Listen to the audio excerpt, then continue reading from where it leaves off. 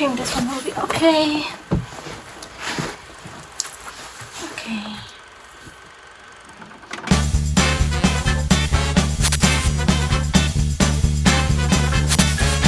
Hello everyone, welcome back or welcome for the first time on my channel.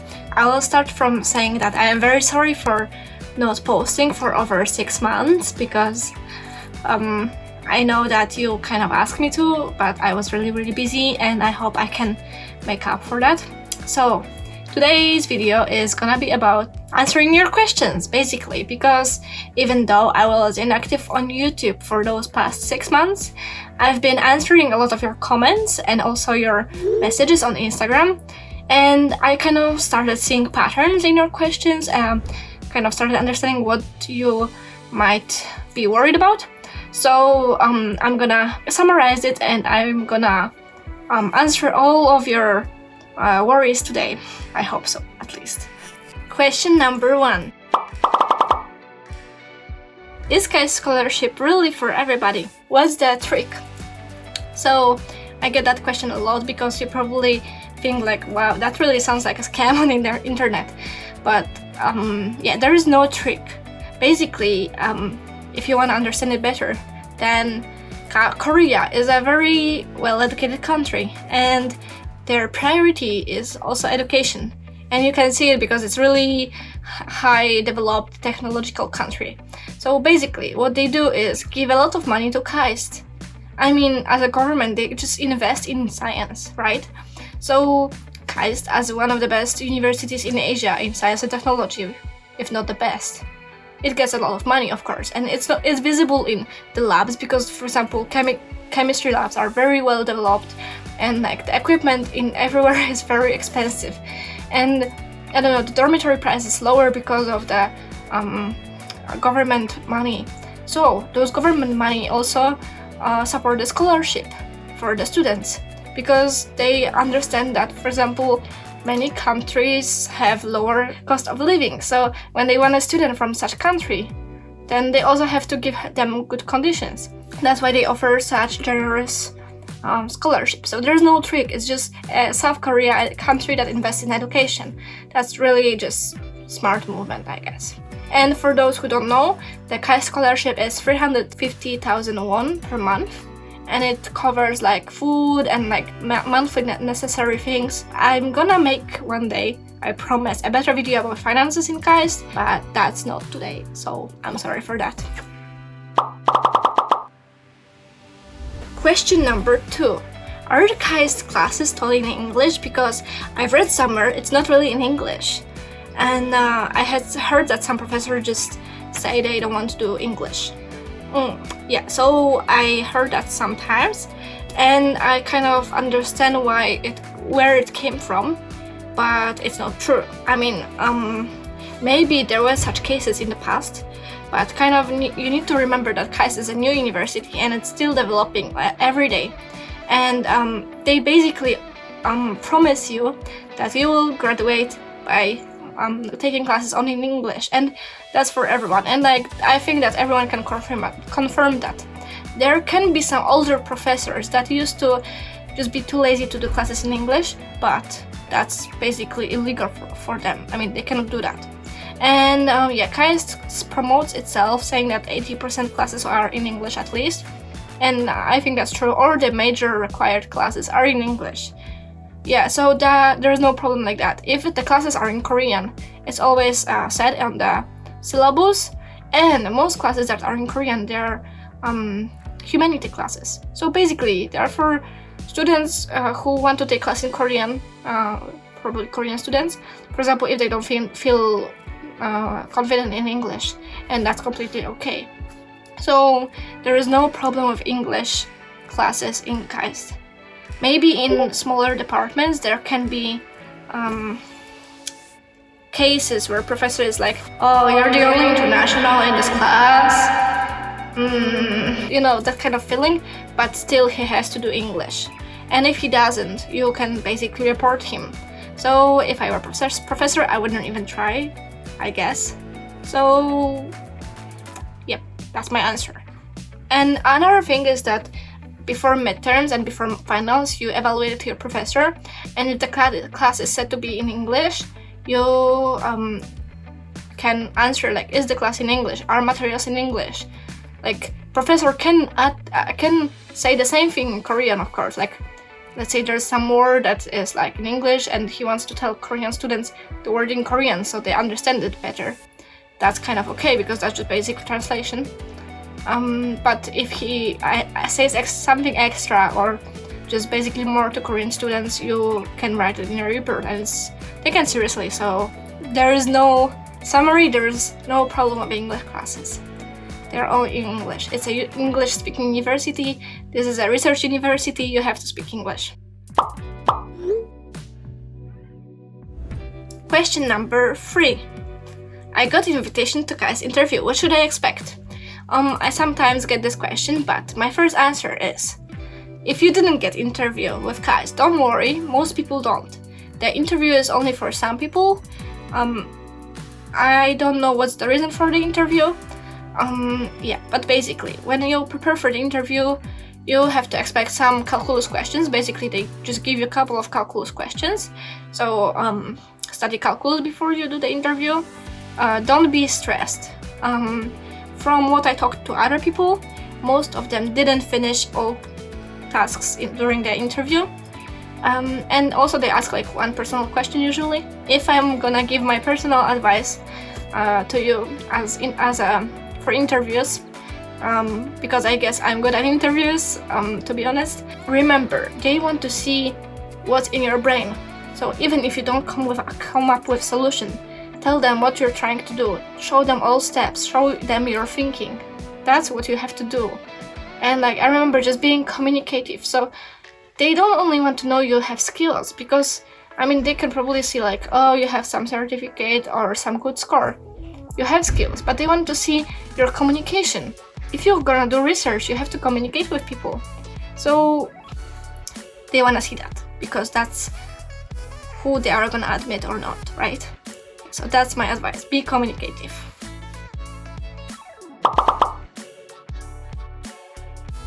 Question number 4. My school doesn't have high school profile. What should I do? Okay, so firstly, I get that a lot. So don't worry, not only you don't have a high school profile. Advice is really simple, Googling. Like, I didn't have anyone to ask, and I just did Googling, and I just realized I have to do it by myself. So firstly, Google sample school profiles. There is a very good guide on the College Board that I recommend, and maybe I will post it in the description. Yeah, and secondly, when it comes to high school profile, just, you know, basically, of course, you have to like include like basic information like school name, school address, school contact, website if there is, things like that. Grading system is also very good. And then, like, remember, when they want to see some information, right, they usually want to see your background. So when they ask for your high school profile, they're like, what kind of high school did you attend? What did it give it to you? What kind of person did it make you? So basically, they try to picture you, right? And high school is one of the important things. So think of them like they're trying to understand you better. So how can you do it? By showing your high school profile, right? So try showing them grading system. Describing like classes you have, or like describing, like profiles. At least in my high school there were like profiles. If you put it in such background, they can also see like what kind of decisions you make, and like they can see your scale, I guess. So for example, for me, I was in the most mathematical class out of all classes, and I showed them that by showing what kind of classes there were in my school. Like, we had more biological classes, but still mathematical, or like physical, computer science, but I was like mathematics, basically. So I showed them, like, I studied calculus all the time through those 3 years. That's my kind of background. So they knew I have a strong math because I showed them the background of my high school. That's what I was trying to achieve. So that's my advice. Question number 5. Can I make friends with Korean students? I heard it's really hard. Yeah, yes, that's a very common question, and not only about applicants but also among KAIST students. So usually I often hear like Korean students are afraid of international students but want to make friends with them, and international students are afraid of Korean students but want to make friends with them. And both sides are scared, and they basically don't connect because they are scared, but they both want to. So yes, there can be language barrier because I noticed that often Korean students are not really comfortable with English. I mean, they are not confident. But to all Korean people that are watching this, most of the time it's not really that bad. I promise you, it's really good. I mean, yeah, from my experience, many times when people apologize for their English, I'm really fine. And I'm not bothered because, I don't know, if you're trying, this is really good. Yeah, so that's what I wanna say. But for international students, I wanna say, remember that you won't make friends with first person you meet. I kind of sometimes get such vibe like, oh, the first Korean student I tried to make friends with didn't really work out, didn't really talk with me well. Well, that's just real life. When you talk to people, you don't always make friends with the first person. And maybe it's a language barrier, it can be like that, but from my experience, you can still be friends with someone who doesn't speak English well. And like, you can be best friends, literally from experience. So yeah, to all the applicant people, no, it's not really hard. You just have to try. And I trust that Korean students also want to make friends with international students and the other way. So yep, you can do it. And from what I see around me, people make friends with Korean students and Korean students make friends with internationals, and the kind of like issues are starting to slowly getting smaller, because maybe in like previous years Korean students were less expected to speak English, I think, at KAIST, but now most of the students speak really good English, or at least just proper English. So there is no problem. I mean, if both sides want to, yep, it's gonna happen. Question number 6. Can I work while studying? So that depends from your visa type. When you arrive to Korea, your visa type is D2. And from what I remember, it allows you to work 25 hours. Yeah, but I'm not sure if in month or week. I'm sorry for that. But yes, basically, if you want to work in while studying, if you want to work more, you have to apply to university. Like if you find a part-time job outside campus, but there are opportunities to work on campus itself, and then it's not really bounded much. So it's really good to find a job on campus and like look for opportunities here. You can also join, when you're more experienced, you can join a lab, and that's really a good thing. And another thing, you can also do like small one-time jobs. For example, participate in an experiment. Of course, if you don't speak Korean, sometimes you cannot participate in all of them, but that's kind of normal. Like sometimes they say, I don't know, only right-handed people. So, you know, it's just one of obstacles. That's natural during experiments. You can get from 10 to 20,000 won for like 1 hour of experiment around. So yeah, doing it sometimes just gives you extra money. So there are like options to get some extra money on the campus itself, except for work. So yeah, because the scholarship, usually you can survive on that. But yeah, if you want to have like some extra things, that's really helpful. I did that some time ago, and yeah, it really helped me. Question number 7. Is it hard to get a job in Korea without knowing Korean? So that's a bit hard question, because like for sure, if you're CS major, you don't have to worry, because Korea is high technology country, and also most tech companies are really into English speaking, because like they are worldwide, usually international. So there's no problem with like tech companies. But if like okay, also I know like in UX UI designers in Korea speaking in English, for that kind of majors, I guess there is no problem with working in English, and I heard like people get internships in that. Also, I heard, but not sure, but like I heard like electrical engineering is also doing well. But of course, for like government-related work, like nuclear engineering, I wouldn't expect internship in Korea or generally in a country that's like not friendly with your country, because it's government related usually. To that I would answer probably hard to get a job. So yeah, that's it.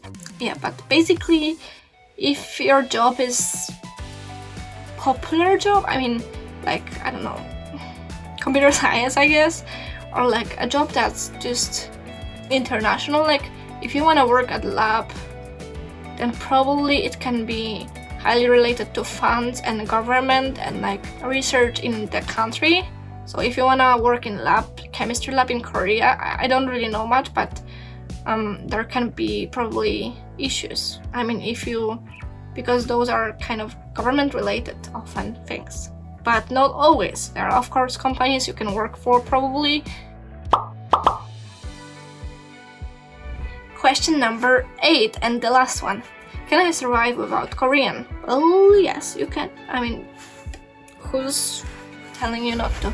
So basically, KAIST expects you to graduate with a topic 2 level, which is like basic level in Korean, really not high. And like you have to just take some classes like Korean 3 and Korean 4. It's not really challenging, nope. But to be honest, I think that Korean experience is much better if you know Korean. I mean, Korea experience. If you speak Korean, you're just making your life easier and like you're boosting your Korean experience. And like, I think it's kind of cool to know another language. So while you're at here, probably I recommend to learn Korean. I mean, you don't have to. It's just helpful, basically. Yep. That's it for today. Thank you for watching and asking so many questions to me. I hope it will be helpful for you. And good luck on your applications. Have a nice spring. Yeah, bye bye.